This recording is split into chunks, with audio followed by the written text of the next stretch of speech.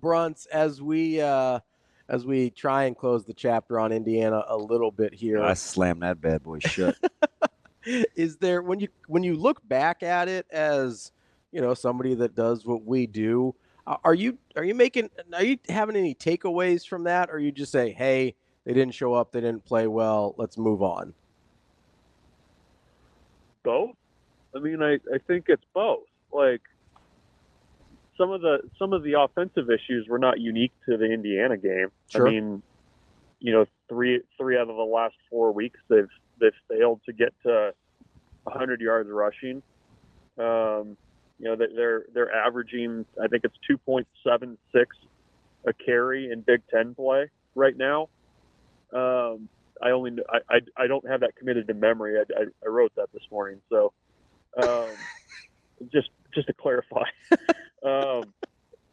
But no, I mean, I think there were things that, like it's different sides of the ball, right? Like I think offense, you can see that kind of being the culmination of issues that were kind of lurking beneath the surface in previous weeks.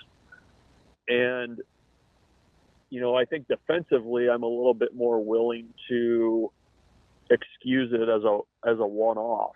Although, the concern, I guess, is it's kind of like a golfer that is generally pretty consistent and plays the game well, can get around the course, knows what they're doing, but they have that ability on a bad day to you're a 6 handicap and you shoot 92. Like, I mean, it's that kind of a thing. And I think Nebraska, for the most part last year, limited the 92s, and I think that's probably the one concern was, that was not good.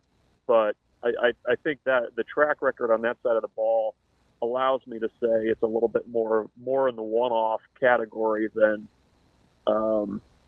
giant concerns about what was going on. Yeah, so Bruntz, kind of the it's not low, I don't want to call it low-hanging fruit. The easy question is, okay, so hey, what does progress look like, right? And players hate that and coaches hate that. It's usually just stuff we talk about. But when you look at the way Nebraska needs to play, how much of it is independent of what Ohio State is doing? Yeah, I mean, I think you mean going into this week? Yep. Yeah, I mean, I think it's. I think a lot of how that Ohio State game is going to go is going to be dependent on how Nebraska shows up, and what they're able to find that's consistent. And I'm speaking mainly offensively here. I think Nebraska needs to find something that's kind of drill down a little bit and get a little bit more focused on these are 3 or 4 things that we want to do well, and kind of find your mojo a little bit around maybe a little bit more streamlined approach. Because I mean, Ohio State's going to be Ohio State. They've got athletes all over the place. They are going to be, I think, pretty ticked off and ready to make a point in that game based on how their previous game went. And so, I think Nebraska needs to kind of warm to the fight pretty quickly, because I mean, Damon, I don't know about you, but it didn't feel like to me that there was a ton of juice on the Nebraska side before that game against Indiana. No. I think you have to. You can't be awed by the uniform that's on the other side of the line of scrimmage, but you also need to walk into that game, ready to throw some metaphorical punches. And I don't think Nebraska felt ready to do that against Indiana. So it's I think schematically you got to find some things. I think you also kind of have to to find your edge a little bit more, because I just didn't have it coming out of the bye week, and I think that was one of the more surprising things, was just how flat they were. Nebraska's shaking up the travel roster a little bit in some key spots. How fine a line is it, do you think, Bruntz, to not panic and scrap what you've done wholesale, but to understand you may need some small interjections here to close out the season, still sitting at 5 wins? Yeah, I think there's room on that travel roster to do that, and we have all applauded the James Williams story, and for good reason. And I think the thing that he kind of gave you last year was that kind of injection of energy, like you said. That I think that there's a freshness to it. I mean, it's almost a little bit like you're making a bit of a line change at times, and that's the benefit of depth. I mean, if you're trying to build depth as a program, and you're developing guys, I mean, maybe by the 7th, 8th game of the season, there's something that guys can do that's very specific and give you a little bit of a boost that way. So, Nebraska's got a really deep roster. They feel like they've got a deep roster, and if it's you're bringing a guy along because he's shown something in coverage on special teams, or there's a series of plays that he runs really, really well that is a good matchup, I think you would be crazy to not try to get any advantage that you can. So we'll see what that ultimately looks like, but yeah, I don't think I would not see a few new names on the travel roster as being like we are completely resetting the deck at the midpoint in the season. Bruntz, let's kind of take that line of thinking a little bit further, right? We've heard a lot this week, whether it's about confidence or whether it's about, hey, bad things happen, we get our heads down a little bit. At some point, if that's a pattern that you see with guys, do you go further than putting some new names on the travel roster and actually just say, hey, we've got to go with some guys that don't have that type of baggage yet?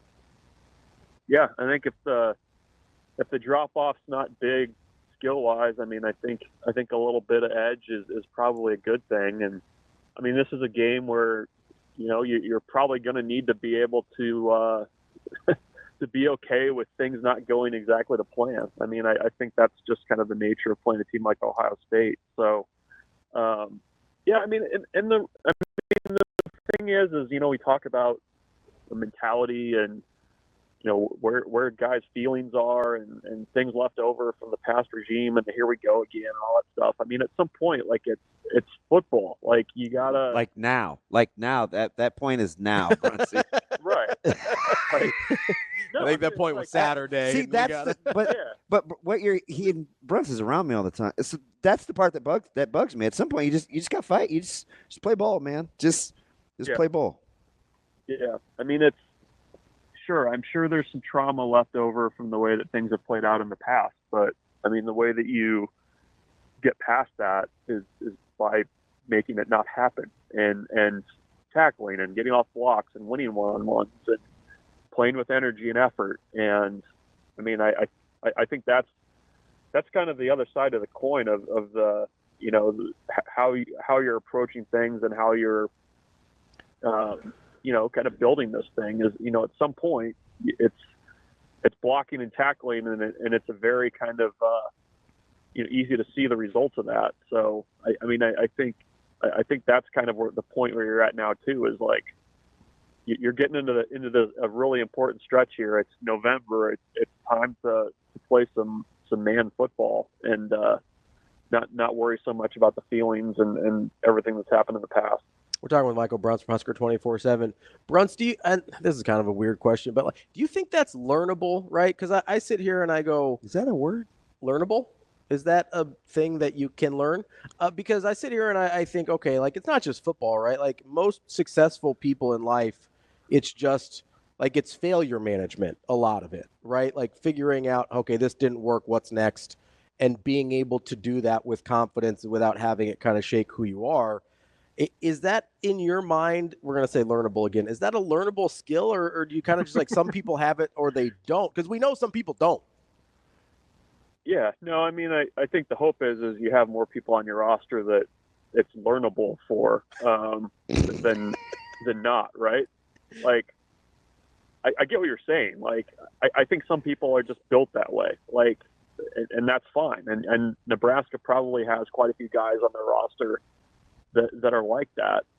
And I don't know. I mean, I think if it's a question of whether you've got a guy who's, and it tends to be younger guys, I feel like sometimes that, you know, if they're built a little bit differently, they're going to get on the field and they're just going to play and not worry about all the other stuff and just kind of trust your athletic ability.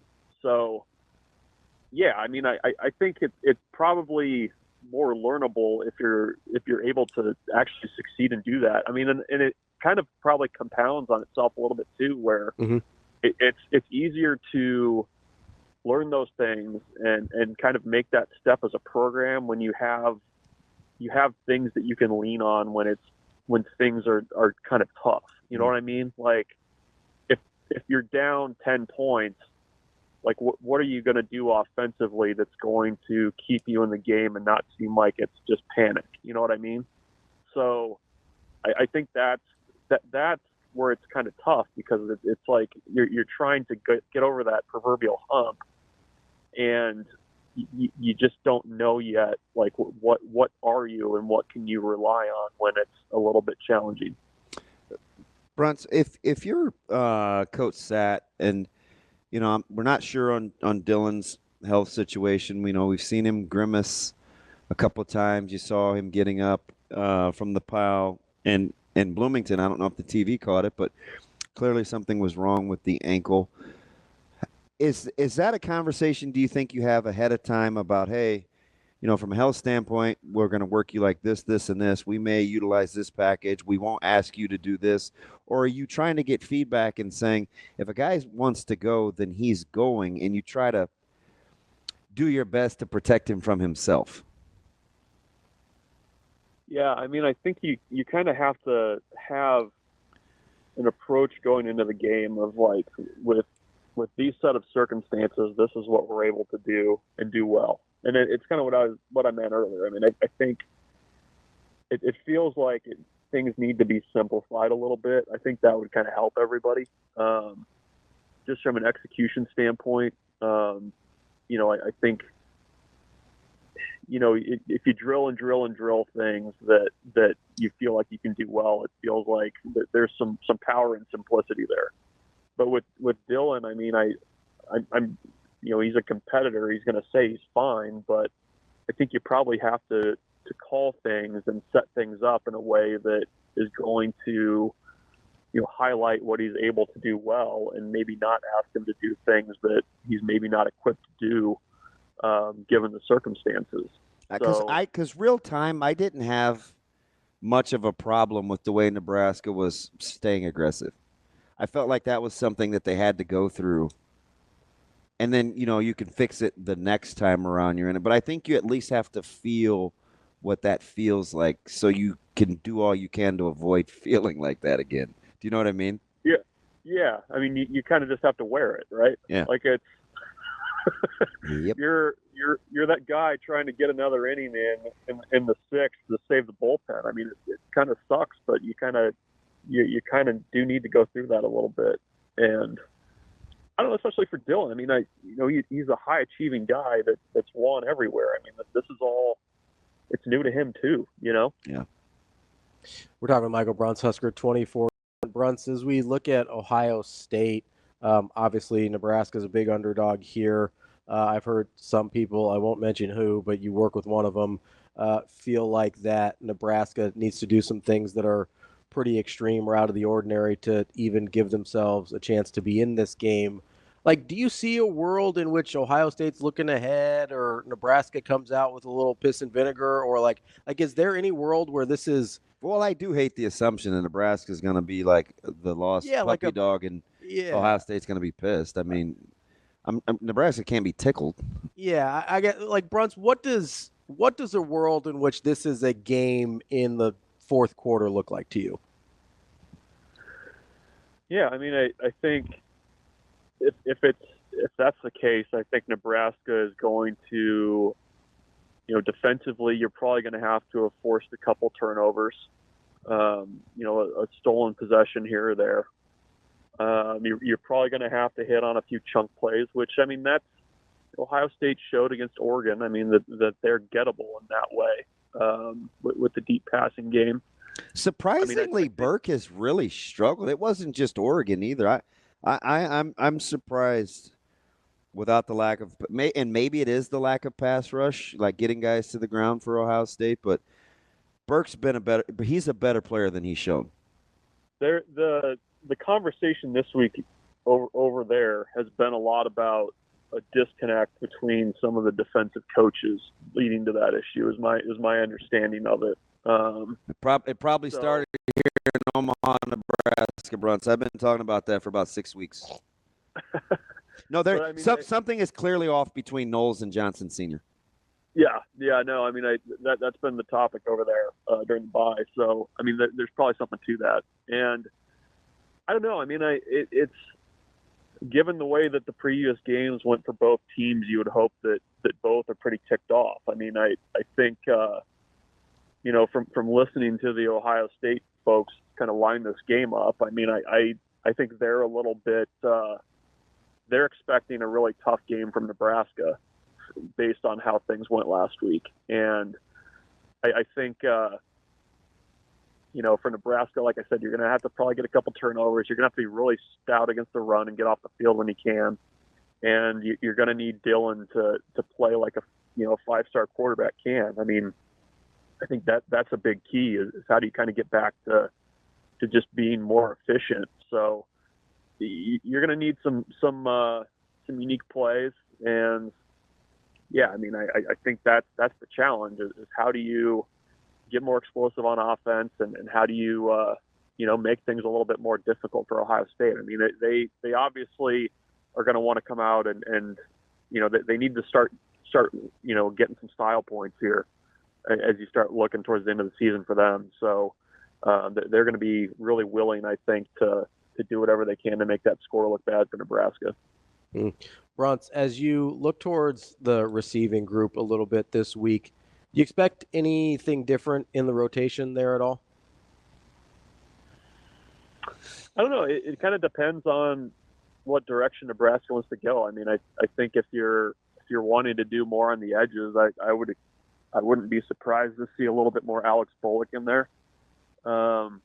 In specific situations, it seems like they're trying to get a little bit more going for Carter Nelson in the past game. I'll be eager to see if that's the case. And I mean, it's, I feel like we've talked about it for a fair amount this season, but I mean, it feels like there's more out there for Jalen Lloyd and a guy with elite speed that, maybe just runs by a guy, if Ohio State's having that kind of issue. So, I think for Nebraska, you need to hit on a few of those if you're going to give yourself a chance to hang in there in the fourth quarter against Ohio State. But I mean, I think,